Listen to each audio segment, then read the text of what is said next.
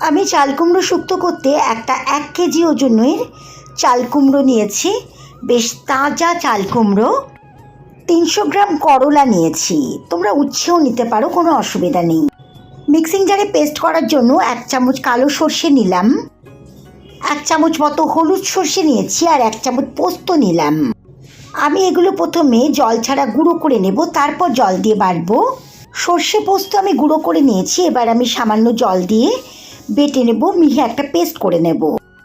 চাল কুমড়োটার খোসা ছাড়িয়ে এরকম আলু ভাজার মতো আমি সরু সরু করে কেটে নিয়েছি। চাল কুমড়োটা কাটার আগে কিন্তু আমি ভালো করে জল দিয়ে ধুয়ে নিয়েছিলাম, তারপর কেটেছি।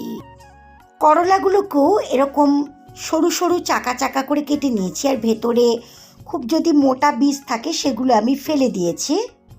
গ্যাসের ওভেনের বুকে কড়াই বসিয়ে আমি 3 চামচ মতো সর্ষের তেল দিয়ে দিলাম। সর্ষের তেলটা গরম হয়ে গেলে আমি গরম তেলটাকে খুন্তি দিয়ে কড়াইয়ের চারদিকে লাগিয়ে নিচ্ছি।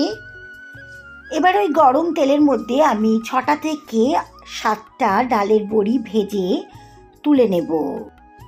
বড়িগুলো বেশ লাল লাল করে ভাজা হয়ে গেছে, এবার আমি তেল ঝরিয়ে অন্য একটা পাত্রে তুলে নিলাম। ওই গরম তেলের মধ্যে যে করলাগুলো আমি কেটে রেখেছিলাম গোল গোল করে, সেগুলো আমি বেশ লাল লাল করে ভেজে তুলে নেব। করলাগুলোকে 1 মিনিট ভাজার পর আমি এর মধ্যে মোটামুটি 1/2 চামচ মতো লবণ দিয়ে দিলাম। লবণটা দেওয়ার পর আরও মোটামুটি 2 মিনিট মতো আমি করলাগুলোকে হাই ফ্লেমে বেশ লাল লাল করে ভেজে তুলে নেব।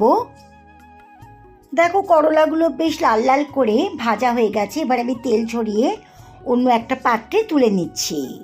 এবার ওই তেলের মধ্যে আমি 2টো তেজপাতা, একটা শুকনো লঙ্কা আর 1/2 চামচ রাঁধুনি ফোড়নে দিলাম। গ্যাসের ফ্লেমটাকে লোয়ে দিয়ে দিয়েছি এই সময়, আর দিলাম মোটামুটি 1 চামচ মতো আদা বাটা। আদা বাটাটাকে ভালো করে কষে নিয়ে যখন আদা বাটার কাঁচা গন্ধ চলে যাবে, তখন আমি কেটে রাখা ওই চাল কুমড়োগুলোকে দিয়ে দিচ্ছি। এবার মিডিয়াম ফ্লেমে আমি 3 মিনিট মতো চাল কুমড়োগুলোকে খুব ভালো করে নাড়াচাড়া করে নেব। দেখো একটু নাড়াচাড়া করার পরই কিন্তু চাল কুমড়োগুলো বেশ মজতে শুরু করে দিয়েছে, আর জল বেরোতে শুরু করে দিয়েছে চাল কুমড়োগুলো থেকে। এবার আমি 1 চা চামচ মতো লবণ দিয়ে দিলাম, আর দিলাম যে 2 রকম সর্ষে আর পোস্ত আমি মিক্সিং জারে বেটে রেখেছিলাম সেটা। আবারও 2 মিনিট মতো আমি সমস্ত কিছু চাল কুমড়োর সঙ্গে মিশিয়ে নিচ্ছি, আর ভালো করে নাড়াচাড়া করে রান্নাটা করব। এই রান্নাটাতে কিন্তু কোনো হলুদের ব্যবহার হবে না। দেখো আমি কিন্তু রান্নাটাতে কোনো হলুদ ইউজ করছি না। এবার আমি রুম টেম্পারেচারে থাকা একটা মিডিয়াম গ্লাসের সমান দুধ দিয়ে দিলাম রান্নাটার মধ্যে। দুধটাকে আমি রান্নার সঙ্গে মিশিয়ে দিচ্ছি। গ্যাসের ফ্লেমটাকে মিডিয়ামে রেখেই আমি 6 মিনিটের জন্য ঢাকনা দিয়ে দিলাম। ঠিক 6 মিনিট বাদে আমি ঢাকনাটা খুলে দিলাম। দেখো চাল কুমড়োটা কিন্তু পুরোটাই সেদ্ধ হয়ে এসছে, আর একদম মাখা মাখা হয়ে আসছে। এই রান্নাটা কিন্তু মাখা মাখাই হবে। এবার আমি ভেজে রাখা করলাগুলো এর মধ্যে দিয়ে দিচ্ছি। ভাজা করলাগুলো আমি চাল কুমড়োর মধ্যে দিয়ে 1 মিনিট মতো নাড়াচাড়া করে নিচ্ছি।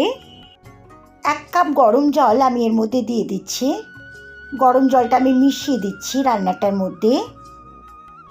ঝোলটা ফুটে উঠলে আমি আরও 3 মিনিটের জন্য ঢাকনা দিয়ে দিলাম গ্যাসের ফ্লেমটাকে মিডিয়ামে রেখে। ঠিক 3 মিনিট বাদে আমি ঢাকনাটা খুলে দিলাম। গ্যাসের ফ্লেমটাকে হাইয়ে দিয়ে আমি মোটামুটি আরও 1 মিনিট মতো আরেকটু শুকনো করে নেব রান্নাটাকে। তোমরা ঝোল ঝোলও রাখতে পারো, সেটাও কিন্তু খেতে ভীষণ ভালো লাগে। 1/2 চামচ চিনি দিলাম। চিনিটাকে আমি মিশিয়ে দিচ্ছি। ভাজা বড়িগুলোও দিয়ে দিলাম। ভাজা বড়িগুলোকে ভালো করে মিশিয়ে দিচ্ছি রান্নার সঙ্গে। শুকনো কড়াতে আমি 1/2 চামচ পাঁচফোড়ন আর 1/2 চামচ কালো সর্ষে একটু নাড়াচাড়া করে নিয়ে গুঁড়ো করে রেখেছিলাম, সেটা মিশিয়ে দিলাম রান্নার সঙ্গে। এর ফলে দুর্দান্ত একটা গন্ধ বেরোবে। ভাজা মশলাটাকে মিশিয়ে দিলাম রান্নার মধ্যে। একদম তৈরি হয়ে গেছে চাল কুমড়ো শুক্তো। এবার আমি 1/2 চামচ ঘি মিশিয়ে দিলাম। এর ফলে কিন্তু রান্নার টেস্ট অনেক বেড়ে যাবে। গাওয়া ঘিটাকে ভালো করে আমি মিশিয়ে দিচ্ছি রান্নার সঙ্গে। একদম তৈরি ভাতের প্রথম পাতে খাবার জন্য চাল কুমড়ো শুক্তো। গ্যাসের ফ্লেমটাকে অফ করে ঢাকা দিয়ে 5 মিনিট স্ট্যান্ডিং পজিশানে রেখে তারপর